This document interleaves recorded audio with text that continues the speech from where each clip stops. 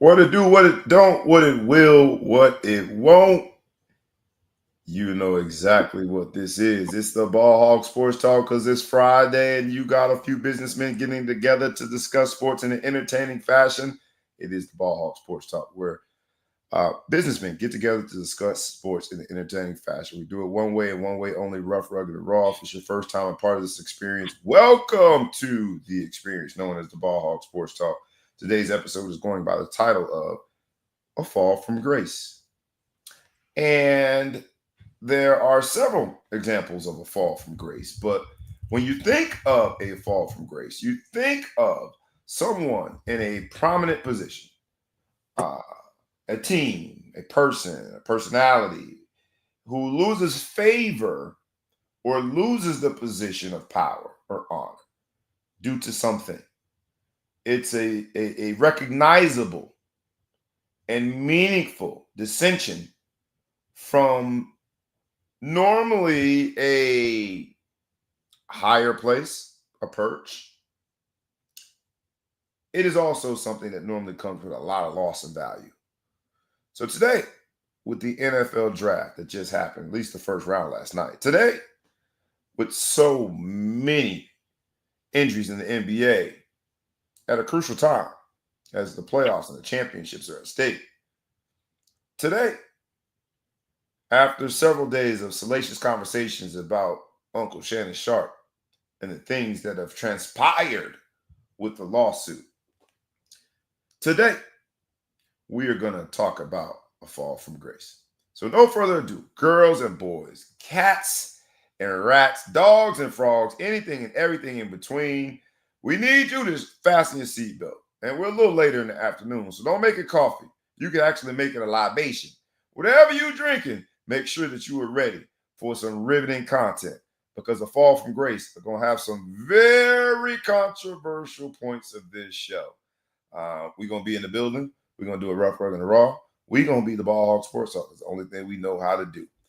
Please like, comment, share, tag a friend, tag a foe, bring them in here. They want to hear this. A fall from grace is nothing to turn a blind eye to. So let's pay attention. Let's get into it. Let's go. Wake up, wake up, wake up, and stay woke. Cause this is the Ball Hog Sports Talk with your boy, B Brown, ESQ, aka the Ball Hog, aka the Mouth of the South. This is the place where sports, business, and entertainment collide. And we're gonna give it to you rough, rugged, and raw, so come get you a spoonful, like some grits with butter and salt. You know how we do it in the South, y'all. Make sure you do not get caught in your feelings. Strap on your seatbelt and enjoy the ride. Come on, let's go.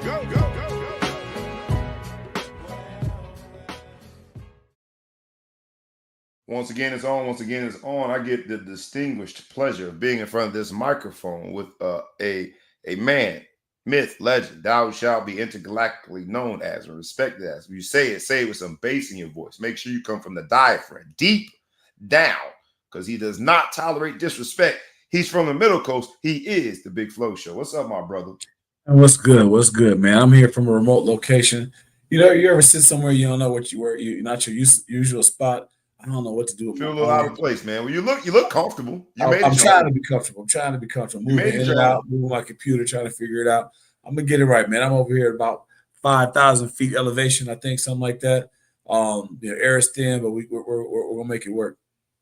I love it. The fact that you made time, despite being out on the road, shows just how committed we are to giving y'all this content, this sports, this business, this entertainment in a rough, rugged, and raw manner. Only us. It's the Ball Hog Sports Talk, baby. And look, we don't have 100 million at stake, but we do have a lot at stake. And so the fall from grace, this episode, and what was provoking this episode has us on edge.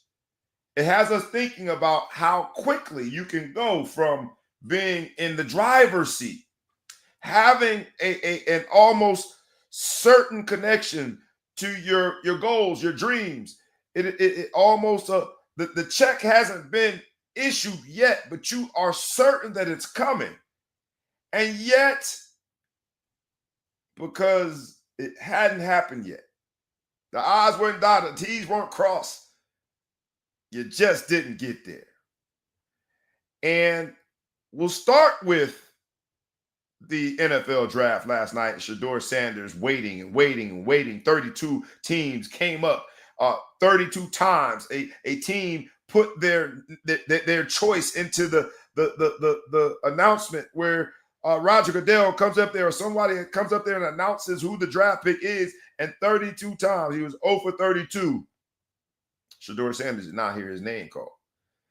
And the prognosticators have given every reason imaginable why that's happened. But they didn't do it like us, baby. Let's hop in. And we're going to talk about a fall from grace. We're going to talk about a fall from grace. There were times where the conversation was whether or not he would be the first quarterback taken or the second. There were times where the conversation was, will he be the first pick, or which pick would he be in the top 5? There were times when the conversation was, because of his dad, also known as Coach Prime, Hall of Famer, Yellow Jacket, because of his influence and saying he didn't want to play for certain teams and the culture had to be right, which team would take the leap. But there was not a single time that I had meaningful conversation that I projected him not to be in the first round. And yet here we are. I'll let you start in terms of why we got here, how we got here, what it means, what do we pull from it, what do we extract from this experience that is now solely his. He had a whole setup in terms of watching the draft and his draft party, and it was based on his new brand, Legendary. When it comes from,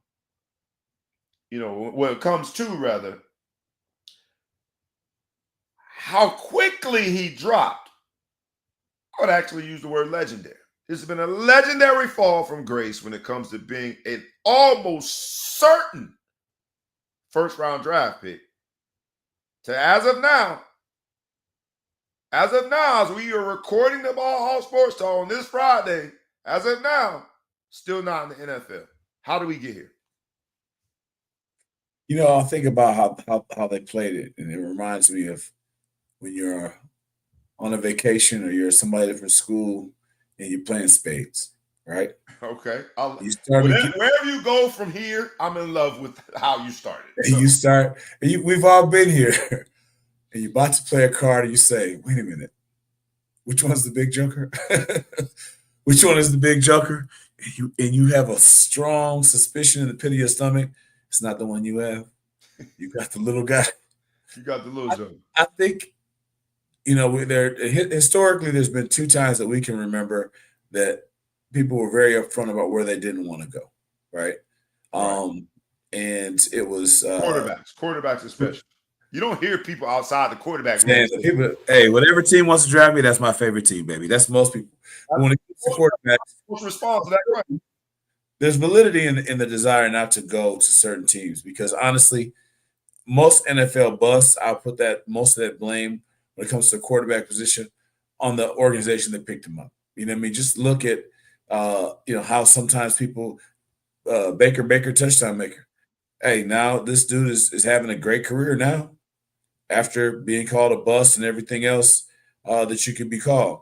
There's just a lot of times situations are bad. Deshaun Watson was a really good football player before he realized how the flavor of massage he liked, and now people are really saying he's a bust. But if you go back and see it, when he was with a different organization who's having great success with their quarterback right now, he played well. So a lot of these things are situational there. So there is some validity in not wanting to go to a certain organization. What is bad is when Elway did it, I don't recall. I was too young for that. If I was born, but I was too young for that. But then yes, you were born when Elway got drafted, bro. But go ahead. You ain't that young. Nice try, but I was too young for that. Your math ain't math. But when Eli Manning did it, they were tactful and they kept kind of quiet. They didn't go on a tour.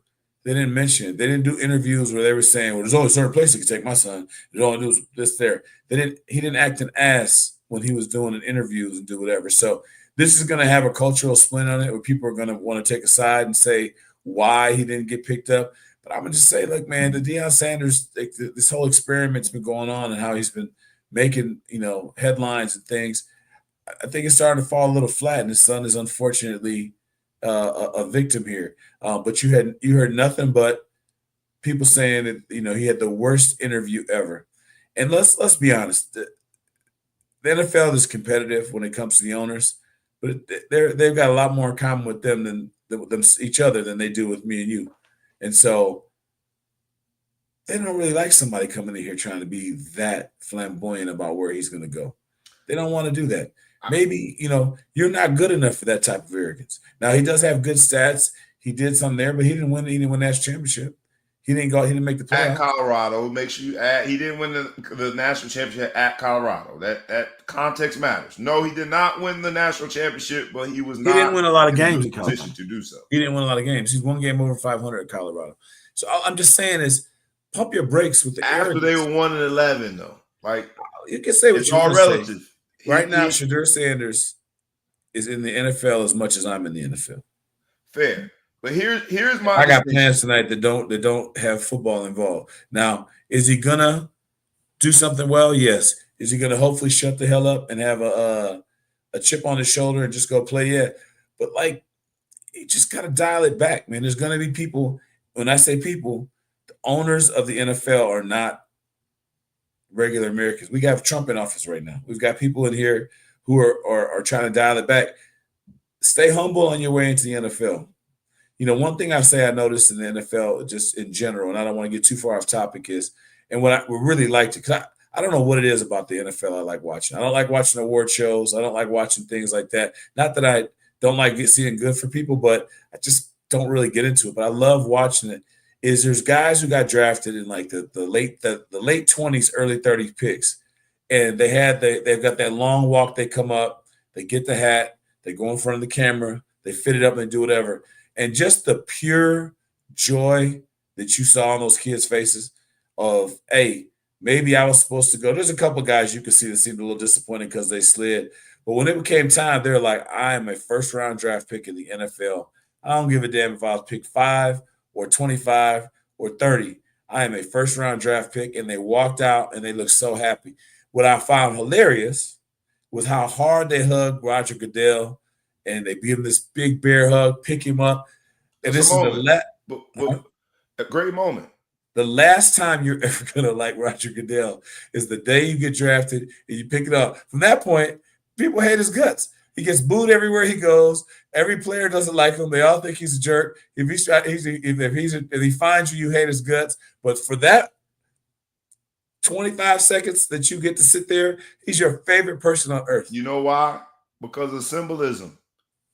He symbolizes that you've achieved your dream. And while I take your point and understand it, my rebuttal, my challenge is to use your same analogy. Why is it, right? If we're playing spades and I am not questioning if I had the big joker or a little joker. Before the game, you told me this is the big joker. I am confident that that's the big joker, and I play it, and all of a sudden the rules change. And because mid-game and it's advantageous for you, that now becomes the little joker. That's what happened here. What we have been told, what we have been shown, whether it be Elway or Eli Manning, is that when you have a certain level of accomplishment, you have a certain level of acknowledgement, you have a certain level of your grade is a certain way, then you can at least say there's only certain organizations culturally that you want to play for. We've been shown that. We got an example. What we have been shown is that people like Baker Mayfield, that or even Johnny Manziel. Johnny Manziel was a first-round draft pick, and Shedeur Sanders wasn't. What you told me is that in a quarterback, we call that moxie. We like confidence. What you told me is that it's about leadership. What you told me is that we want to see what you do in crucial moments, like, I don't know, like Shedeur Sanders winning a game that he wasn't supposed to win and throwing a damn near perfect pass through a prevent defense. That's what you told me. That's what I've seen. That's what I've witnessed. Mid-game, you change the rules. Now all of a sudden, the big joker is the little joker. The same thing that we have used as an example for these quarterbacks being the face of a franchise has now been weaponized. He's too confident. I mean, what are we measuring that with? Is that measuring tape? What are we measuring that with?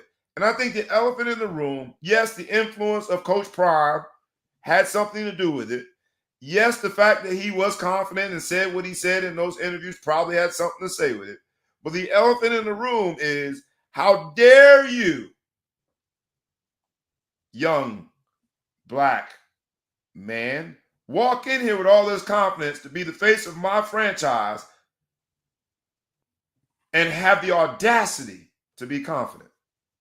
That's the only thing I'm saying, is that the big joker has now changed to the little joker when convenient in this particular Spades game, to stick with your Spades analogy. Okay, so my point is this, and I think our Phil Lewis. Sorry, I normally have a bigger screen, and I'm over 50, and I don't want to put my glasses on to read this comment. No, put them on, man, so we can laugh. I can't. If I can see them, I'll put them on. They're not at the desk. They're not at the desk. I'm not gonna put the glasses on, although my daughter would love it. But conceding confidence is different. He spent a lot of time talking about that. Prime spent a lot of time, and I was always a Prime fan, and I kind of liked. I liked his confidence, and he backed it up and do whatever. But he's been slowly wearing on me and losing me. And I just felt like he's been spending better part of a year talking about where he wasn't going to go. It's just too much. And I'm not gonna take the bait and saying it's because he's a black man or whatever. It's just too much.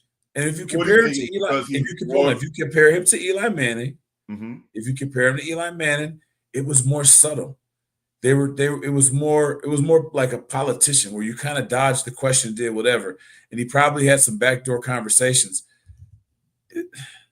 Prime just went in there just with his pants down and his unit out and tried to act like he was going to control this draft, and people just said I wasn't interested. First of all, Cam Ward went first, so it's not like we're beyond the black quarterback issue in the NFL, in my opinion. I mean, right now they'll take them all. And you can't say, I mean, it's to face the program. I would say from a stereotype standpoint of where a lot of old school rich white guys are considering the Baltimore quarterback probably doesn't fit anybody's cookie cutter standard, and they don't care. They've made him the MVP of the league. They allow him to be him, and I don't see anybody sweating him. He does what he wants to do. And I think the black quarterbacks, given the opportunity that they've been given, finally have been doing great with it, and everyone sat back and said, we were wrong with you guys. Hey, we're right. These guys can do a good job, better job, whatever. They can compete. I just think this whole shit show of Colorado, it rubs a lot of people the wrong way, and he doesn't have to. He doesn't have to handle it the way he does. Deion does not have to make it about him. He doesn't have to do it his way. He doesn't have to use words like "you're cut" and this, and always sound bites and Deion. It's the fucking Truman Show. Every time, he's got his son following him around, videotaping every conversation where he tells people they're not shit and they got to go. It's too much, man. People get tired of it. I don't want to bring this sideshow into my NFL front office. I'm not dealing with it. What people are calling, and I say people, NFL executives are calling a sideshow, bringing additional attention to your franchise. Putting seats, putting butts in the seat, selling tickets, increasing merchandise sale by a percentage that we can't even, at this point, we can't even quantify how much he's increased the revenue for a school like Colorado. Why is that a sideshow? I thought, because this is where sports, business, and entertainment collide, I thought the NFL was a business. I thought that whether not only a business, but in the entertainment space. So whether selling a fight or the UFC pageantry of entertainment is entertainment. Coach Prime doesn't do it the way that other people have done it. But if we're going to act like Shedeur Sanders is the first successful college quarterback that has a chip on his shoulder, that is uber confident, that continuously, right, flutters between confidence and conceit, that had some say-so about where he wants to play, if we're going to act like he's the first one, I think that's disingenuous. And what I'm saying is maybe it's not because he's black. Maybe it's because they don't like his haircut. Maybe it's because they don't like his dad. Maybe because they don't like the film that they've seen. But I just don't see where I don't know where the detractors are getting their information or getting their substance to be a detractor other than something that seems as obvious as the sky being blue. How dare that little black boy, young black man, let's call him young man at least, walk in there and say the culture has to match. How dare a father to that little black boy or young black man not only, take him throughout youth football, high school, then create a situation for him collegiately. How dare that young, in this case, young and old black man, son and father, Shedeur and Coach Prime, turn things around at Jackson State such that they have not one, but more than one nationally televised games. Good friend of mine once said, "What the fuck that got to do with me?" Thank you, Evan Mosley, for that quote. And I would tell you that who cares? They don't care about this. Isn't Jackson State? There's no NFL team that's in the state of that is in the condition that Jackson State was in. There's no NFL team that's really your team. Bears, y'all stink. But anyway, man, wait till we come. Where's my camera? Wait till we come find y'all in Cleveland. Don't let us come to Cleveland. Don't let us come to Cleveland. We done figured it out so much that we didn't even pick a lineman. So they must know some shit I don't know because we didn't even pick a lineman first. I'm gonna give you the y'all Bears in bad shape, champ. You better watch out. You see this tight end we got? Yeah, hold on. Did you see the free agents we got? The lineman that we picked up? I ain't worried about none of that. Yeah, you better buy your tickets while they're cheap. You better buy them while they're cheap. They are cheap. That sounds good. You know what? I sound like every Bears fan does right about this time of year. Man. But think about it, right? Like fuck that. No. I stop. I'm sorry. I gotta cut you back off. This is the NFL, right? There's no NFL teams that the NFL is the NFL. So who's in the basement of the NFL when it comes to popularity? The league is more popular than it's ever been. You don't need him to come in here with all this and having to worry about veterans in the locker room and doing what he's doing. And it ain't about race. Cam Ward came out here, a no-star guy that was at Miami. He was at Incarnate Word. Then he went to Washington. Then he went to Miami. He coming down here. First pick of the draft. Nobody was scared about him in Nashville, Tennessee, where everybody moved for everyone I know that moved to Tennessee moved for politics. Do you think he's going to sell seats? Who? Cam Ward? When he throws them touchdowns, somebody get a couple of touchdown passes. He does.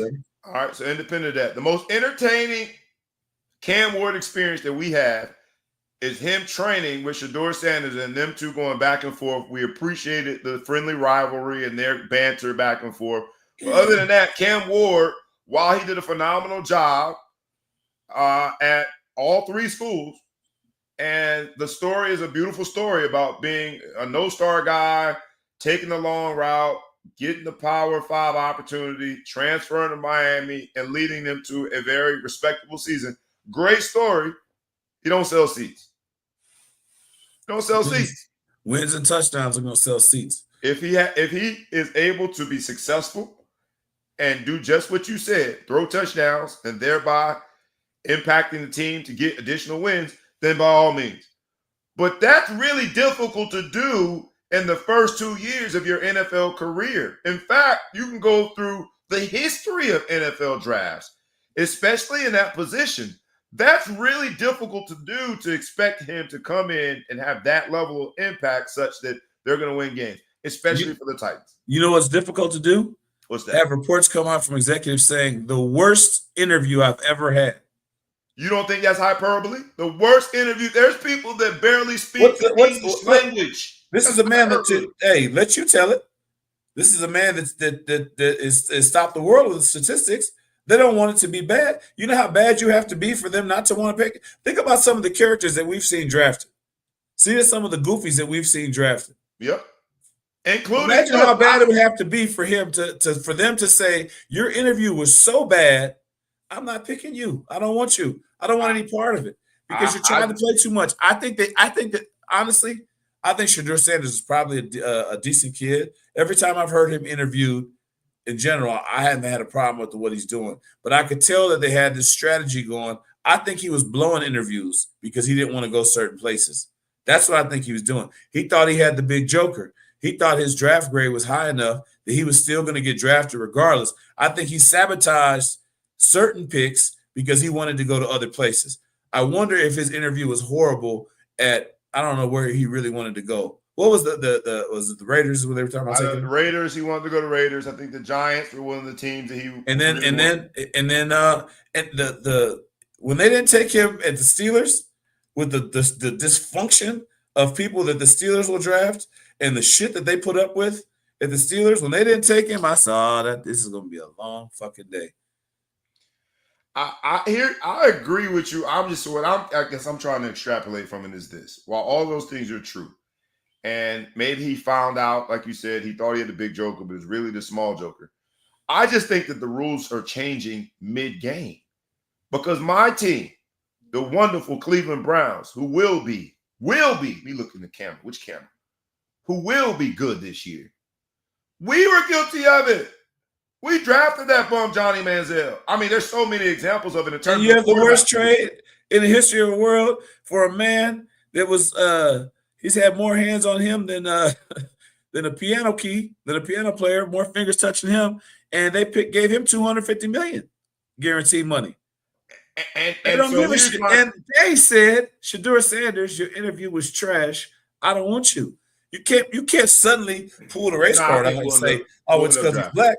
Hey, there's only 6 dudes that weren't black that got drafted in the first round. They're not worried about drafting black people. Not at quarterback. There's only one. There's only 2 quarterbacks got drafted in the first round. First one was black. And the second one should have been 2. The Giants trading to get back in the first round.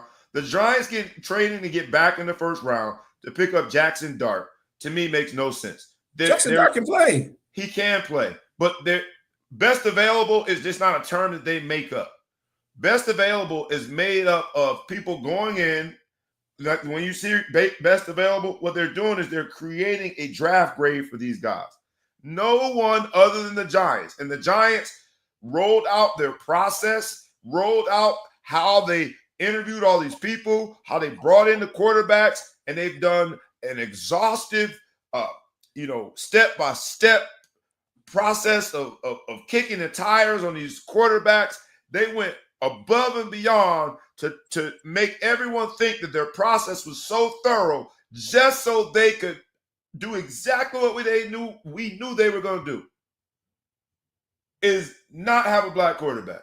Because the Giants are still the only franchise that has never had a starting black quarterback.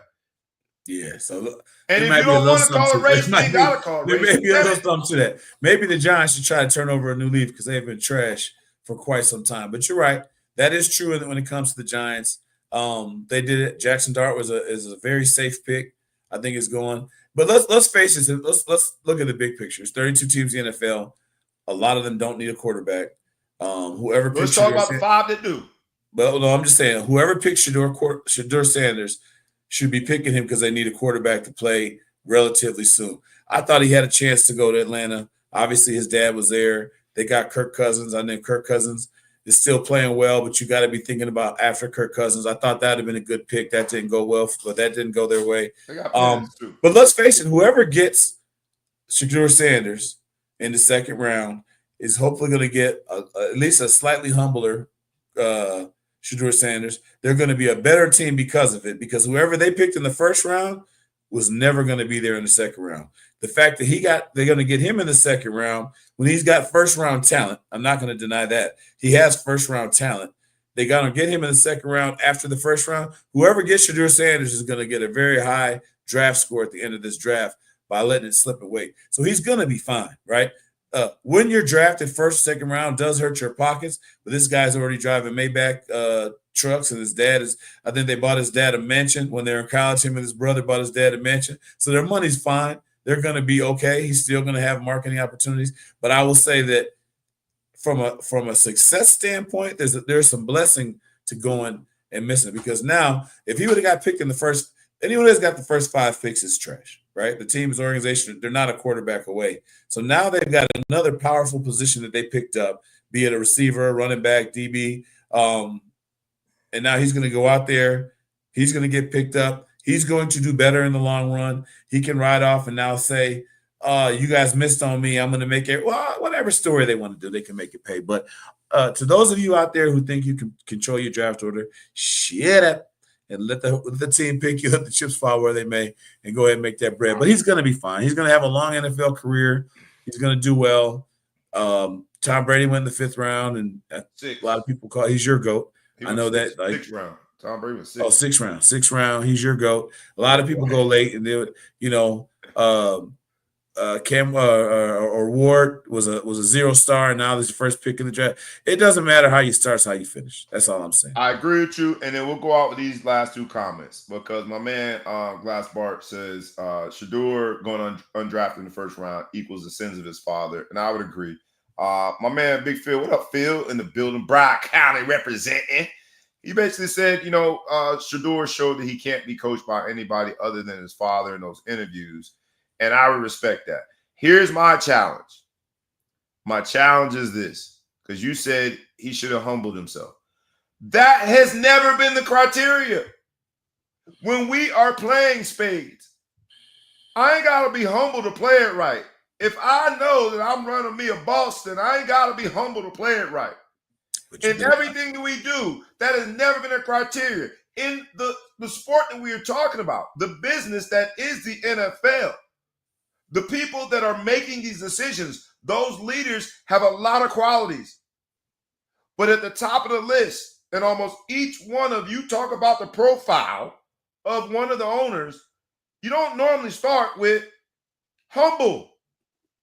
Why are his rules different? That's my only concern. Why did we change the rules in the middle of the spade game? He did have the big joker. He had stats. He had fundamentals and mechanics. He had big wins and big moments. He had a draft grade. Why all of a sudden is that the small joker? Because he's confident. That's the only thing I'm saying.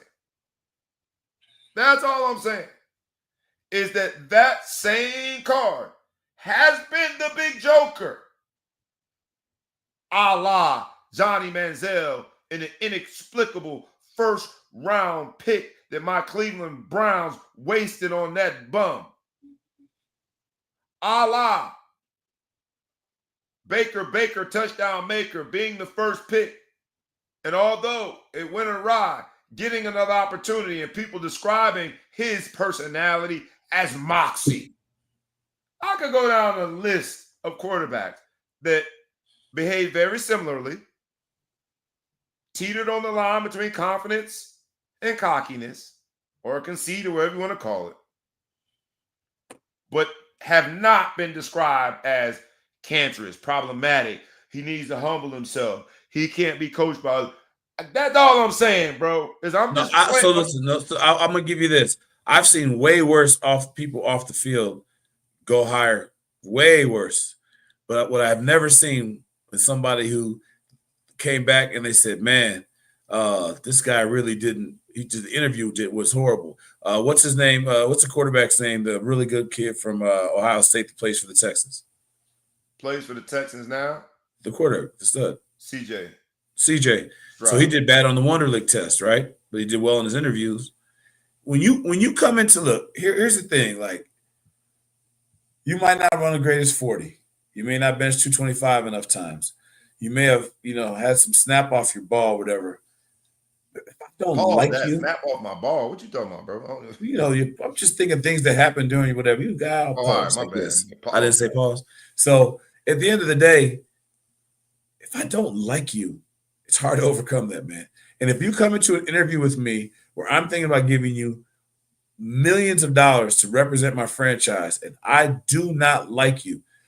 I think we're starting to move in certain directions, and I don't want to get too political. We're starting to get into certain directions where people are starting to realize I don't have to like you to respect you, and I don't have to like you to, or sorry, I don't have to agree with how you do everything to be able to like and respect you is what I meant to say. So maybe your style isn't what I normally would have thought, but you know what? People are starting to kind of move past that, and they're starting to try to do whatever. But if you sit here in an interview and you come in here and you're acting an ass, you're acting like you don't want to be there, how do I call your name and pick you? It's hard. And then when I call my buddy and say, man, this dude was a dick, man. He came in here and he's acting, he didn't have a notepad with him. He had on a San Diego did it when they drafted Eli Manning. That was the most prominent public communication that he did not want to go to San Diego.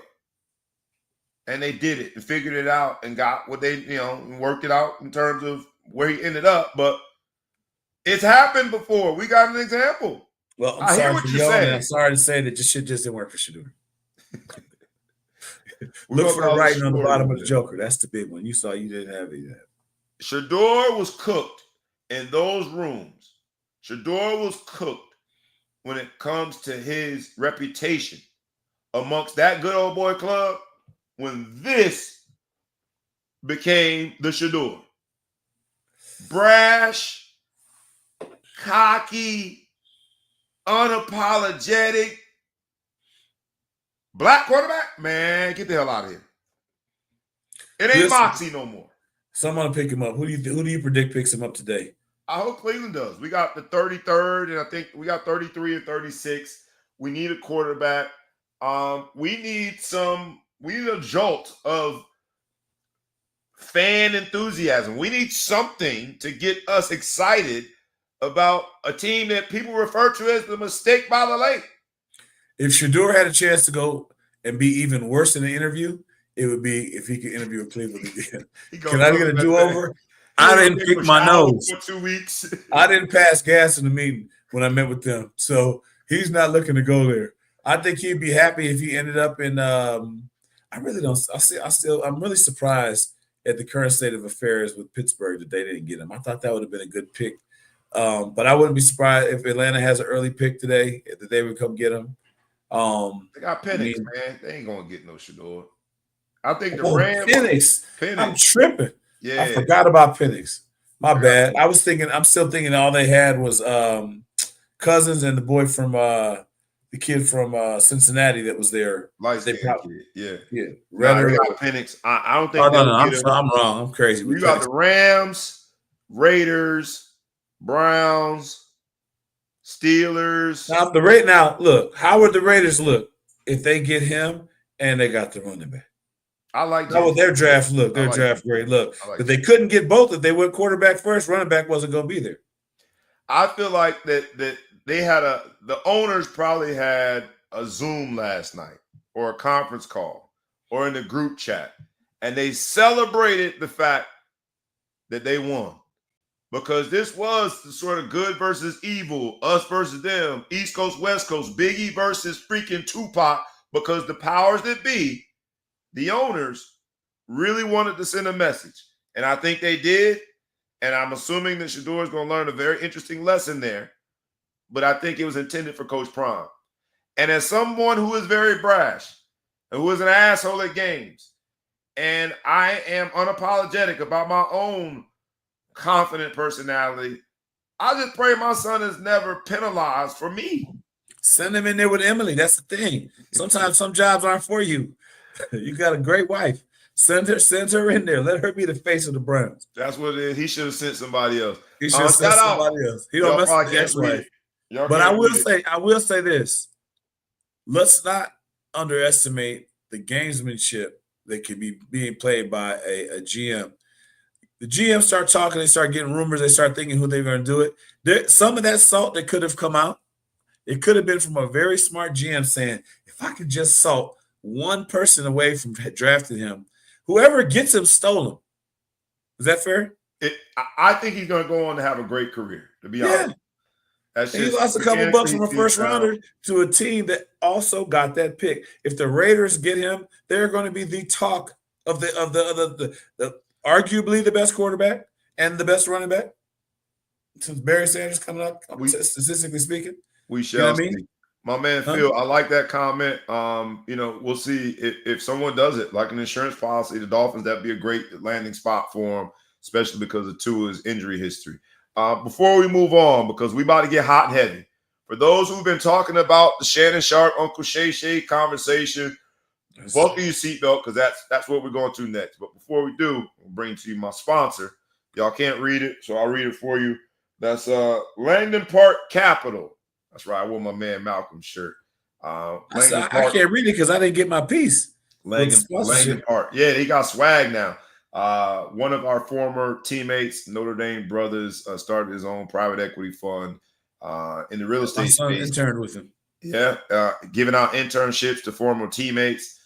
They do affordable housing projects. That's what's primarily in his portfolio, commercial spaces that serve affordable housing residents. So shout out Langdon Capital Park. And I'll ask you, Malcolm, would you? No, I'm messing up. Langdon Park Capital. That's how you say it. Would you hire Shedeur Sanders to be your spokesperson? Malcolm would hire him. He would hire him. He would hire him. Let's hop in, man, because Uncle Shay Shay was the conversation. We talked about all of these things when it comes to the fall of grace in the first round. But it was preceded with a few days of inexplicable conversation when it comes to Uncle Shay Shay. Uncle Shay Shay, if you've been under a rock, dealt with a girl that is more than 30 years his junior.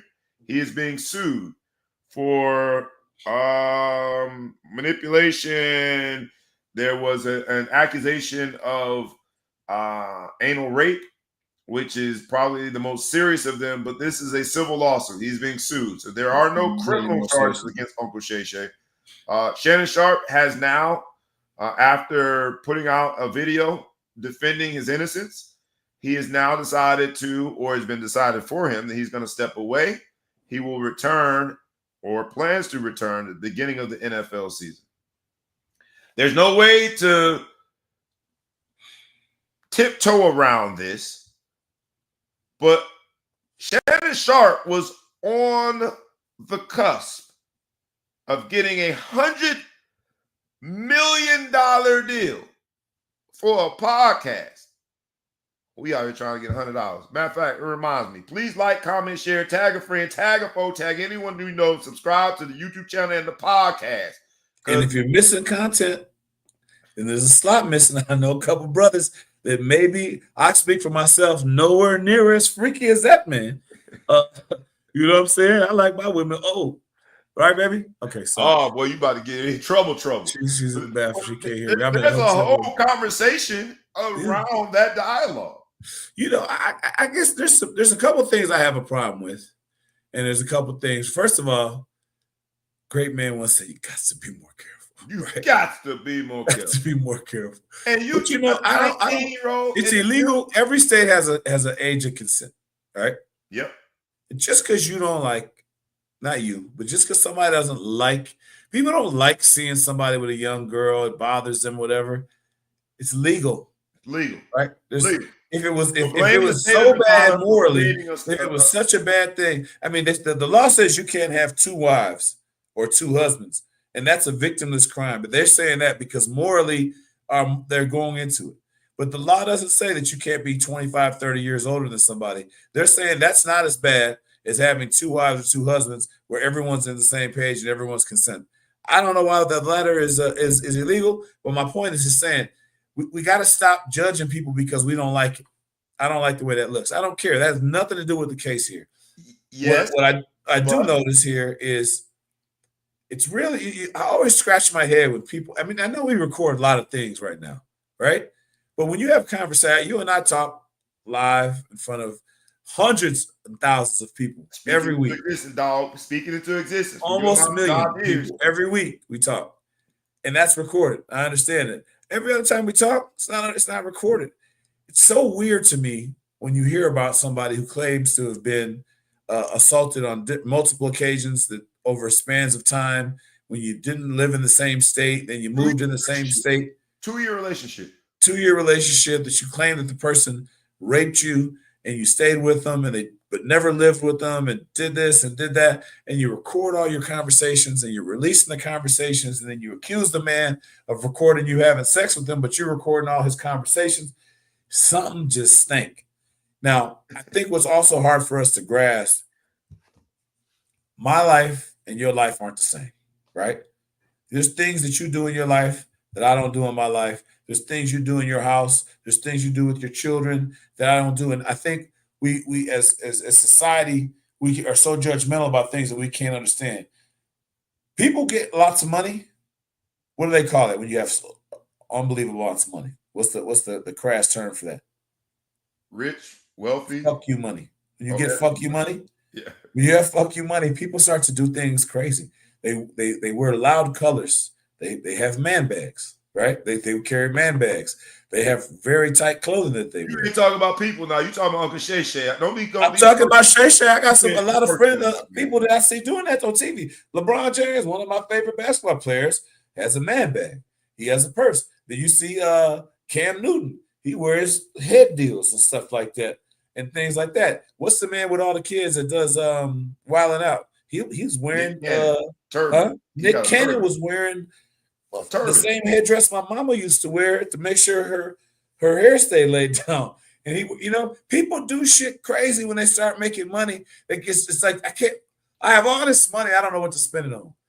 Unfortunately, that also goes into what makes them happy. So I don't participate in this type of behavior, but there is a dominatrix, I'm going to get this wrong, type of relationship where men and women like to be dominated and do whatever. It doesn't make sense to those of us who aren't interested. That looks like freak shit to us. But there are people who are interested in that type of lifestyle. And I think that the conversation that he was having with her on the phone was consistent with a dominatrix, whatever you want to call it. I'm getting the terms wrong because I don't mess around like that. And when you expose those things, to the common person, it looks bad. Often, as Mark said, the freaks of the industry is a lot of people. You hear about a lot of things in colleges where you'll hear about trying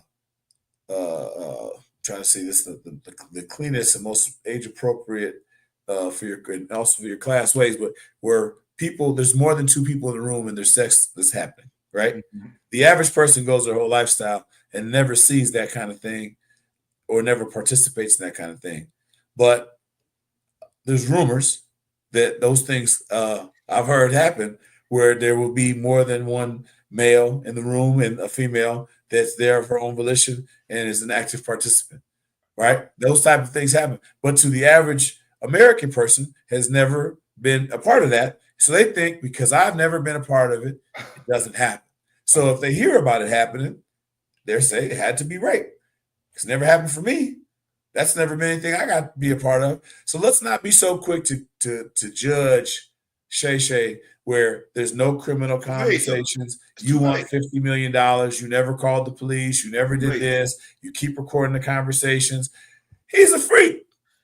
He was a freak, and all of that was true. He had the right to make the decision. It was consensual. All of that was true with all the information, right? That they had an ongoing relationship. She moved to Nevada. They were both into it. All of those things were true, and yet we knew that was at a minimum inappropriate, right? For her to single-handedly decide to record the conversations. And yet, Uncle Shay Shay and his advisors offered her, reportedly, $10 million. So what that tells me is, while all of those things are true, just because what he's doing in his bedroom, that's his choice. It's because he likes a girl 30 years younger. What the hell are you talking about to a girl 30 years younger than you? And I'm saying, girl, talking about choking and slapping. That's what he's talking about because he's a freak. And he wanted to talk to somebody who's willing to be a freak with him. All of that was true. And yet he still, on his own volition, offered her $10 million. And so for this show, A Fall from Grace, Why would you offer somebody $10 million when, yes, he didn't do anything illegal? Yes, people can choose whatever they choose in their bedroom. He ain't married. Whatever morality clause they have. That Michelle on that sex tape, that's what they did him in. Whatever morality clause they have in the ABC or Disney contract, ESPN, whoever is at the head, I'm sure this does not technically violate the morality clause. And yet, he still offered her $10 million. Why, Big Flo? In this episode of A Fall from Grace? Because he was trying to be preemptive and prevent this fall from grace. The court of public opinion is always going to have its day in court. 30 years your junior. So, and she ain't no dummy.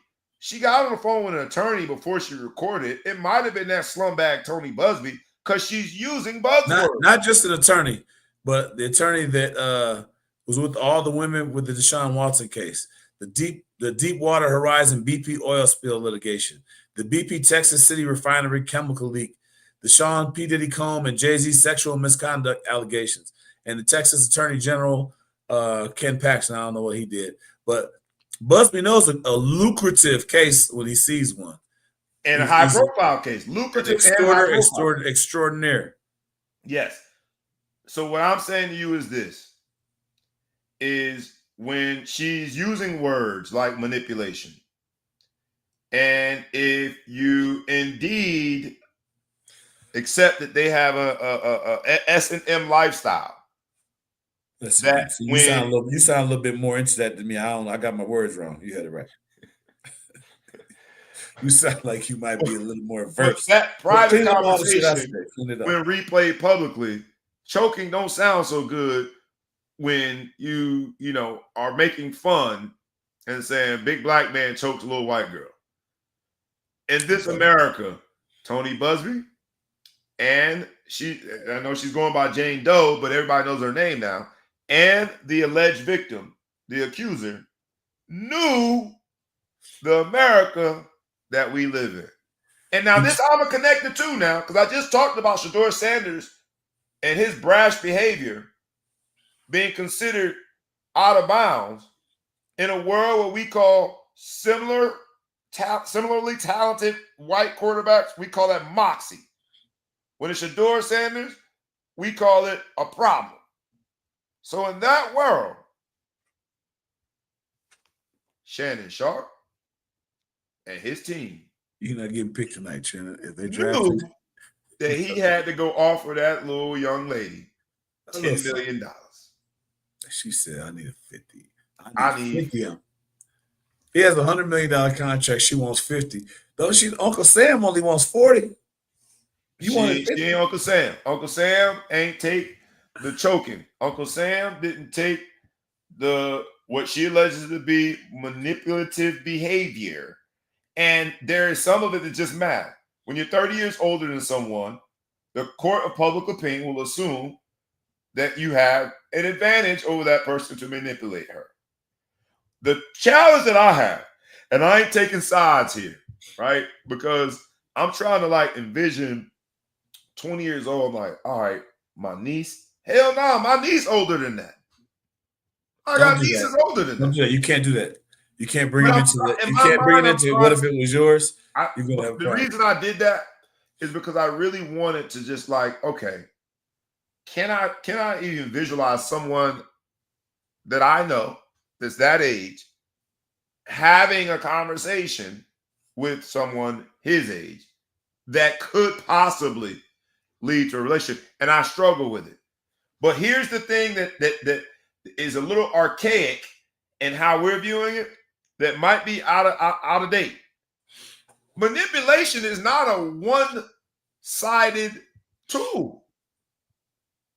Big old country bunking tongue way too slow when all these colors and immersed and walking like he got 18 bunions. He's susceptible to being manipulated too. How do I know? Because he didn't know the damn conversations were being recorded. How do I know? Because he didn't realize he was being set up for the big payback. How do I know? because his dumbass thought that you can go and give her $10 million, she'd be good with it, and not realizing that her game plan was way more than $10 million. So I think they both are victims of manipulation in different ways.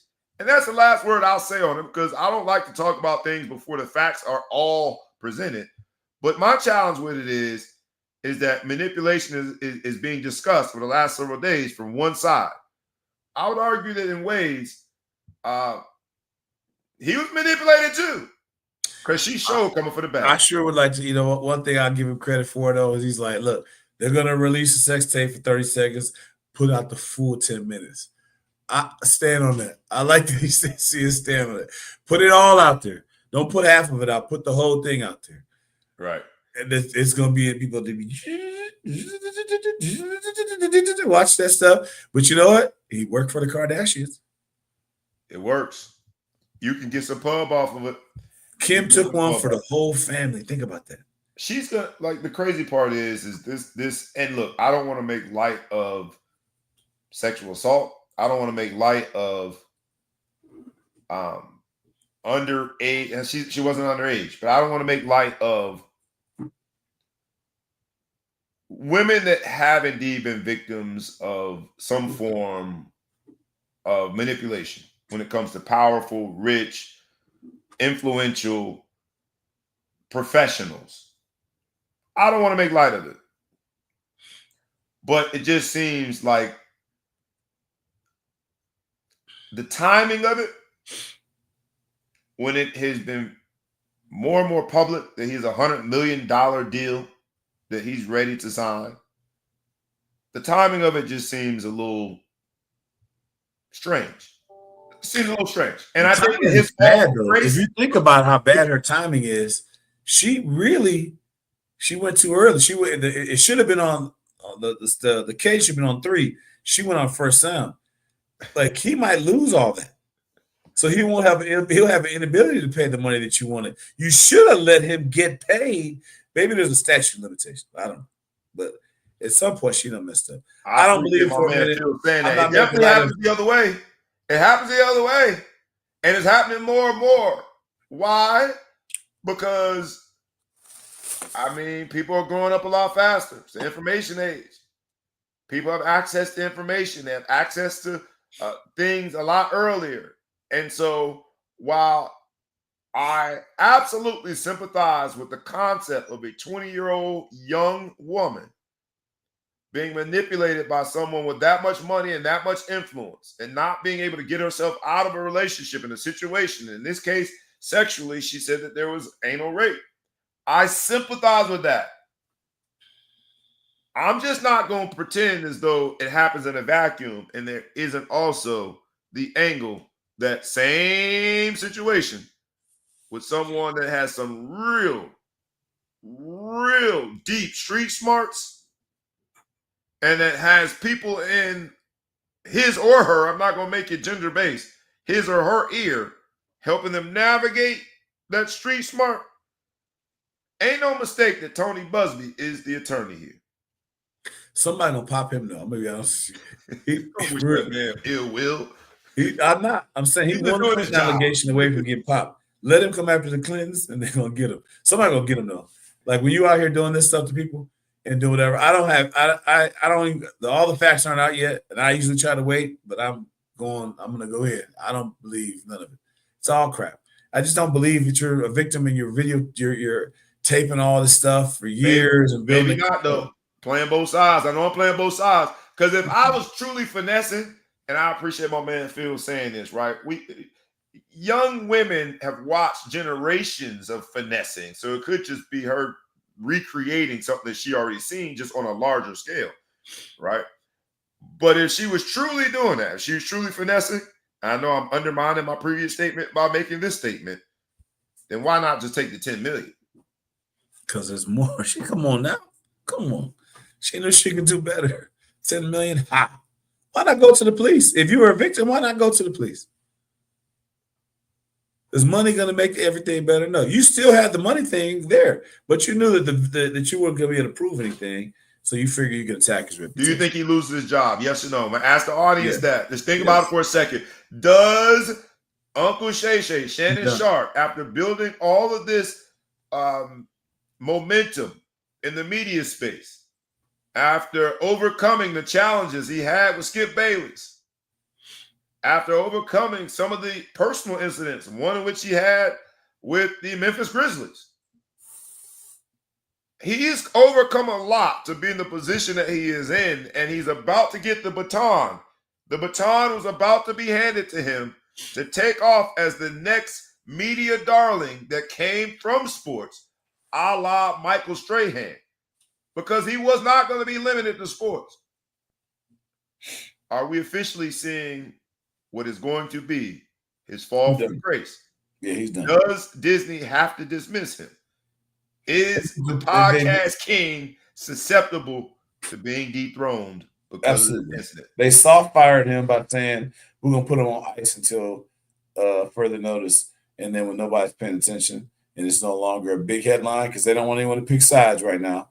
They're just saying, oh well, it's just we're just gonna have him be on ice for a little while, and then they're gonna replace him with somebody. If that person does well, you know what? All he can hope for right now is that they bring somebody in.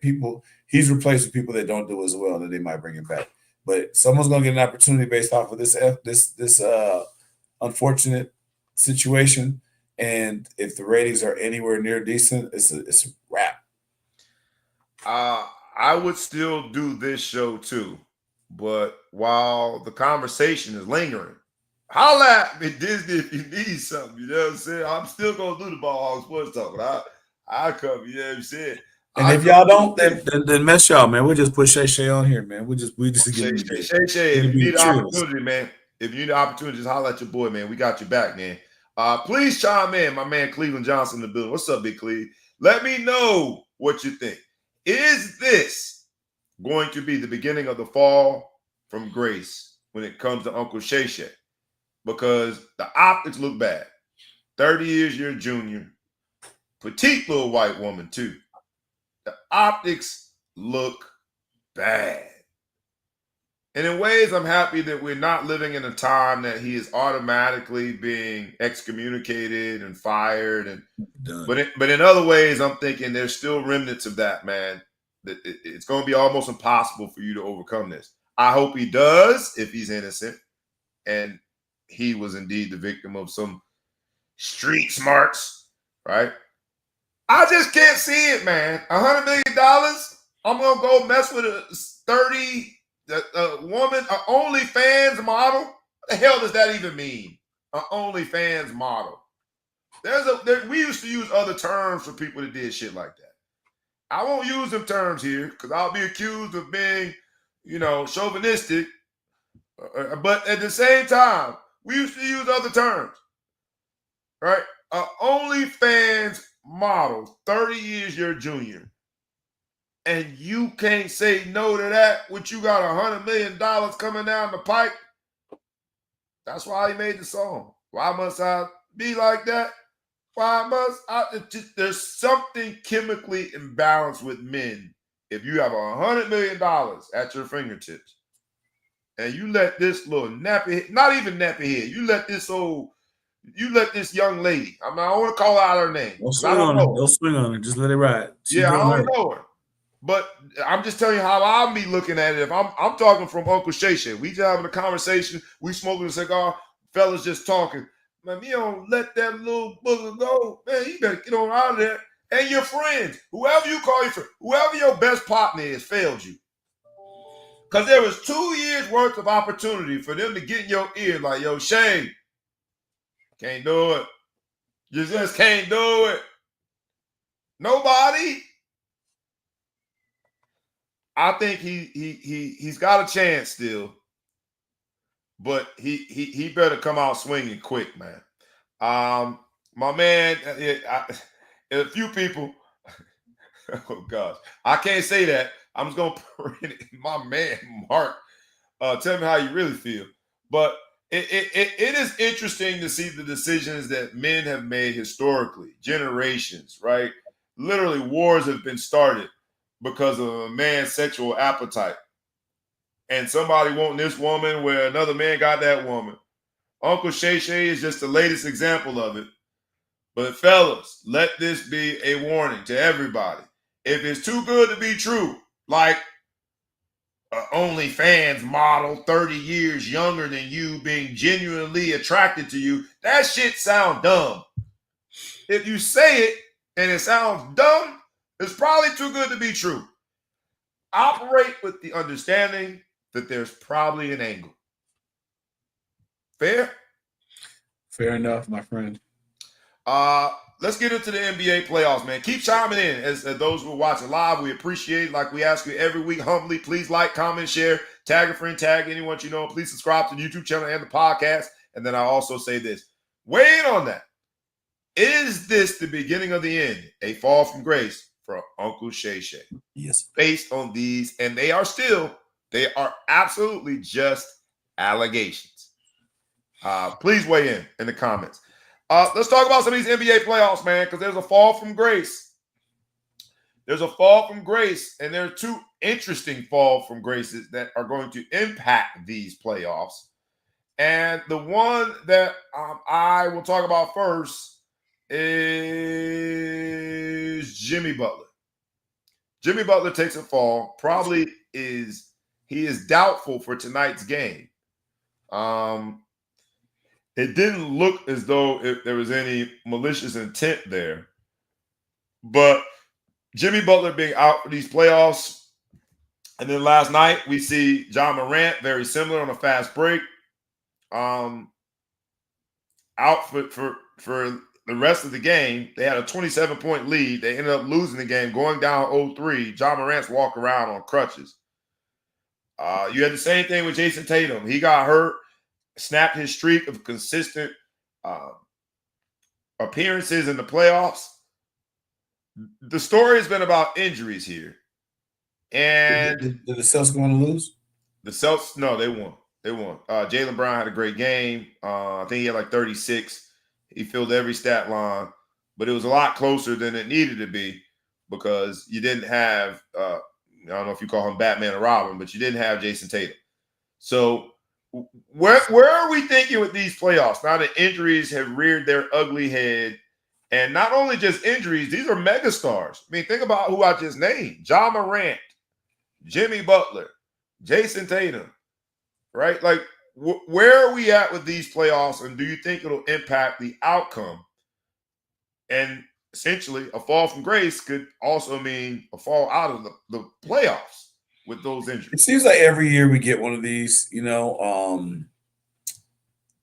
somebody's going to get hurt in the playoffs. It kind of derails you.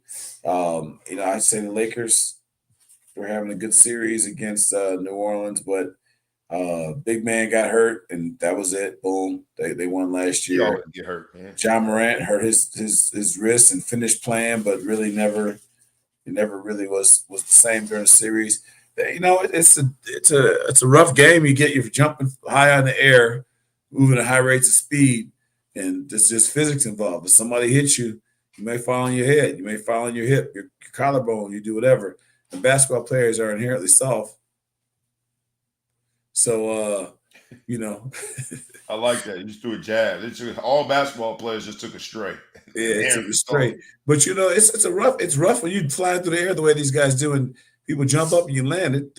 I'm surprised there's not more injuries, and it sucks because the West especially has been amazing. This actually all the playoffs have been amazing. I shouldn't say every game out there has been great, but this is a great playoffs. I mean, we have a lot of close games, a lot of things coming down to the final minute. The storyline is they were up by 21 points when he went out, 27 points. 27. They ended up I think going up by 29. Largest comeback thing in at least franchise history. I gotta look at playoff history. But even without John Morant, they should have been able to hold on to that lead. 29 points. It's not like he's a defensive player of the year. You know what I mean? Like you should be able to did have possessions where they didn't have someone who could score, where you would think that John Morant in those situations, if nothing else, could get to the foul line. Sometimes, at some point, yeah, you're right. He would have done something better than what happened. So it's unfortunate. It's part of it every year. Jamal Murray, a couple years back, I think in the bubble, and again, I hate to say this, but I think if Jamal Murray doesn't get hurt in the bubble, they likely win that. They likely win that championship. There's just a lot of people that get hurt, and it messes things up. And they say the best ability is availability. Amen to that. I feel bad. I hope all these guys just banged up for a game or two, and I hope their teams can rally behind, because your team gets better if they can win without you, or they can at least make it a tough series and just keep you alive. When you do get back and you catch back up, things can be great. So the other fall from grace is this narrative that these players in this generation, right, could not survive and thrive because of the toughness of the 80s and the 90s. What the other narratives fall from grace is that we want these playoffs to be more physical. Now, the same people that were making those asinine statements, we looking around and we see a playoff that could be without Jason Tatum, Ja Morant, and Jimmy Butler, and we start questioning, do we want physical Jordan rule playoffs? Because we're accustomed to watching these megastars play. So we'll see how it impacts the playoffs, man. But a lot of just all of them seem to be that really awkward fall that cause a serious injury. So wishing all of those guys nothing but the best when it comes to getting healthy, because it's better playoff basketball when you have the availability of the megastars. Worth saying before we move on and get out of here, man, is the NBA awards. They're sprinkling them out, So we have the sixth man of the year was Peyton Pritchard from the Celtics. You have the clutch player of the year was Jalen Brunson from the Knicks. And then the defensive player of the year was Evan Mobley from Cleveland. And so we'll see. I still to be determined who's going to be the MVP of the year, but SGA is balling over there at OKC, so we'll see how that plays out. The rest of the draft starts today. Went through the NBA awards. The rest of the draft starts tonight, so we'll see what goes on with the rest of the draft. What would you give your team? Grade? Chicago Bears. What do you give them? What is their grade first round? I'm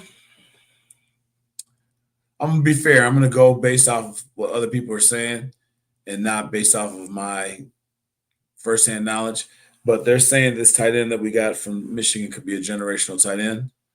I think that Cole Kmet's a really good, more than serviceable tight end that we have. He's gotten better every year he's been in the NFL. I think he was a little bit lack of confidence first few years. He's made some really big catches.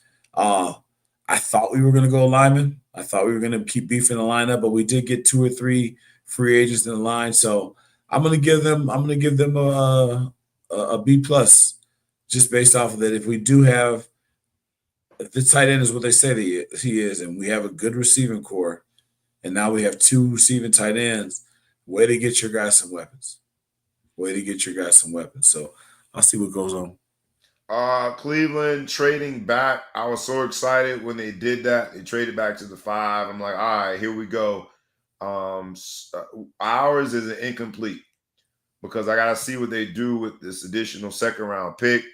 I was hoping that they would go get, frankly, Shedeur to add some excitement to the fan base. They did not. They got a defensive tackle, and we needed it, and we heard great things about the defensive tackle.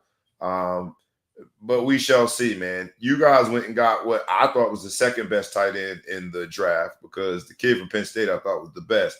So some of this is kid from Penn State, damn good too, and he would have damn good. Yeah, that kid is a baller. Now he is a receiving tight end, and so some of it, and I warn all of you, just like I've got to warn myself. Some of it is strategically picking the right people that fit into the play, the parts and the voids that you need in order to execute your scheme going forward. So some of it more schematic, right? But we shall see. Our grade as a Cleveland Browns fan is incomplete. For all of you out there, I know y'all got a team. Give me your grade for your team first round and why. Put it in the comments. What are you grading them out at and why? There are a lot of people, a lot of teams that seem to check the box and get the player that they needed based on the narrative that they are telling about their team. So a lot of to be determines, but how dare we not grade them? What do you grade your team's first round draft performance? How do you grade your team? Put it in the comments. Let's go home with this, man, because the NFL draft also told us a lot about college. In the draft, there were 8 offensive linemen in the first round drafted, 5 defensive tackles, 5 edge rushers, and 2 tight ends. I'm putting the 2 tight ends in there as well. So that's 8 plus 5 is 13, plus 5 is 18, plus 2 is 20. 20 out of 32 of the players drafted in the first round are trench bullies up front, establishing the line. 20 out of 32. There were only 2 wide receivers taken.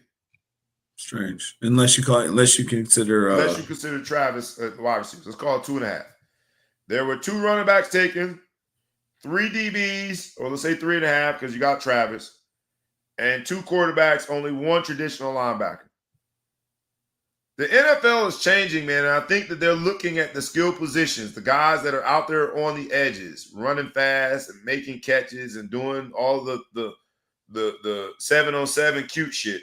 They're looking at them as complementary to what you can create in the trenches.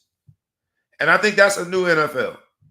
Or not new NFL. We are revisiting an old NFL where the trenches were so important because a lot of it was hand the ball off. So we shall see. But I thought wide receivers, there was an uptick on the trend that wide receivers were going like hotcakes in the first round. Only 2 in this particular. I think what they're saying is 2.5. I gotta give Travis. There's a lot of really good wide receivers out there. There's not a lot of really good trench guys. So when you can find a trench guy that can work out, you got to grab them because there's not a ton of them. If you look at the transfer portal, they are paying wide receivers a lot of money in the transfer portal, but they are paying average linemen a lot of money because there's just not that many linemen left. Yeah. And there's no depth. So yeah, no depth. Which is it's interesting. A damn battle against obesity. You got to blame Michelle Obama for that. She took the vending machines out of the school, put healthy choices out there. No more fat kids. So hey, now the guy who could have been a linemen lineman, now he's a tight end. That's why we have all these good tight ends. Offensive linemen do look fit these days, man. To be honest with you, they look a lot more fit. Let's get out of here with this. Elijah Arenas, who is the prep basketball star and the son of Gilbert Arenas, was in a car accident in one of the what do they call cyber trucks. It caught fire. He had to be rushed to the hospital, put in an induced coma because of the smoke inhalation.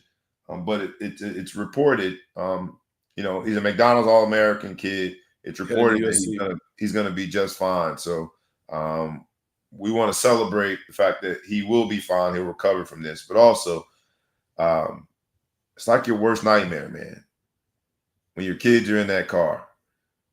So parents, our hearts go out to you every time one of your kids get in the car. It's just, oh man, it's parents. So and our hearts, thoughts, prayers go to the Arenas family, but sounds like there'll be a good outcome. Wanted to at least acknowledge that. I'll give you any ball hog spotlight moments. We're in our last minute or two. We're in the middle of the floor. It passes the ball. All lights on us. Anything from the sports, business, or entertainment world. I should at least say this. First round, SEC, NFL first round. SEC had 15 players. 15 of the 32 came from the SEC. The Big Ten had 11. 11 out of the 32 came from the Big Ten. 15 and 11, I ain't no mathematician or nothing like that. But that is 26 players came from 2 of the 4 Power 4 conferences. Big 12 had 2, ACC had 2, Mountain West had 1, and Mission Valley had 1. the concentration Missouri, of talent is becoming very clear if you are using the first round as any indication of people that perform well on the collegiate level. So, interesting fun fact to see the distribution between conferences. Anyway, second round starts tonight, 7 p.m. Tune in. My Cleveland Browns will finally get a grade. They're incomplete now, having picked up that 36 with 33, 36. It's still incomplete. Ball hog spotlight moment. Lights on you, middle of the court. You got the ball. Be a ball hog. Take us home. I got you. So, hey, today I'm in Salt Lake City. You guys hear me talk about my kids a lot. This is the last youth sports activity in the Florima household. So it's kind of bittersweet. I couldn't miss it. I got to see my baby girl out there. Going to try to go win nationals. How much money do you think you just spent on youth sports? Man, you know how they say you can feed one of those kids in Ethiopia for 15 cents? You could feed him for a week. I could cure starvation in Ethiopia with the money I've spent on youth sports. But you know what? At the end of the day, my kids both prospered and were able to earn scholarships and, more importantly, better themselves as people, get self-confidence, make lifelong friends with the people that my wife and I would probably prefer them to be friends with. You can't pick your kids' friends, but they're around some kids that are positive. Good things are happening for guys that they've grown up with and girls they've grown up with. So I reflect a little bit that, time goes fast. So those of you out there listening that have like a 5 or 6 year old in their first little T-ball, man, enjoy it. Don't spend too much money on it because you can enjoy it for half the money and do half. If I did half the sports that we did, we'd still have just the same amount of memories because we forgot half the shit that we've done. But at the same time, it's bittersweet that this is the last one. But it's kind of a special day for us. So, they kick off today, or they have the evening wave, which sucks. You never want the evening wave in volleyball. It's trash. But we have 3 games going into the night. But it's weird. It's weird. This is going to be the last time as a youth that one of my kids. You got like a bobble. You got one of them bobblehead posters. You gotta have a big. My wife says I have a personal bobblehead, but that's about it. I don't have a poster though. We didn't do the posters though. But they had a prom last night for the girls because so many girls have to miss prom. So they had a room full of 7-foot girls with no dudes. It's really weird. Shout out to whoever organized the tournament to at least try to give them that experience. I will say this, man, in my ball hog spotlight moment, I'm gonna compliment yours. First, good luck to your daughter tonight. Appreciate that. Let's do this, man. And good luck to you all fighting back the tears because it is bittersweet.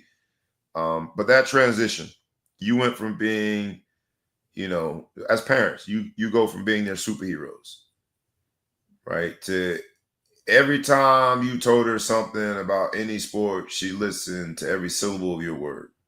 And then as you grow and mature, more experiences, more development, playing for other teams, start to ascend, that changes.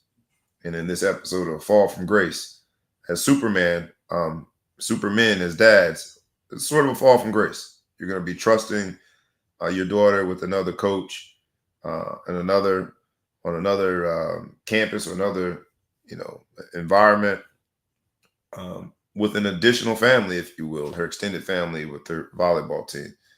And so that can be tough. So that's the part of it that if you do it right, which you guys have done, Florimas, I'm talking to your wife more than you, you can feel good about putting your kids into someone else's hands to develop them into adulthood. So that's my ball hog spotlight moment, is remember our responsibility as parents because it's short-lived. Our window is short, and then they're on to go write the story of their own lives. So go hard, man. I'm talking about go hard and strong in the paint, baby, because the chapter will end and they will be hopefully law-abiding, productive citizens because of the sacrifices that you made. I Appreciate that. Good luck to her tonight, man. But that's been our show, Fall from Grace. Let's keep our prayers lifted for Uncle Shay Shay. I joke. He's going to be fine, I think, one way or another. The NBA is fantastic. There's some more games on tonight as the playoffs. First round moves on. And then the first round of the NFL draft is over. Second round starts tonight. Tune in.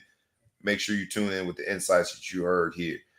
My man from the Middle Coast, who is now on the Mountain Coast, the Big Flow Show is in the building. I am your boy, B Brown, ESQ, a.k.a. the Ball Hall, a.k.a. the Mouth of South, a.k.a. Mr. Success Celebration, a.k.a. Breezy, a.k.a. Coach Bobby, a.k.a. Councilman Brown. And this has been our show, A Labor of Love. It is a Fall from Grace episode. It is the Ball Hog Sports Talk. It is in the books. No further ado. We is out. Peace.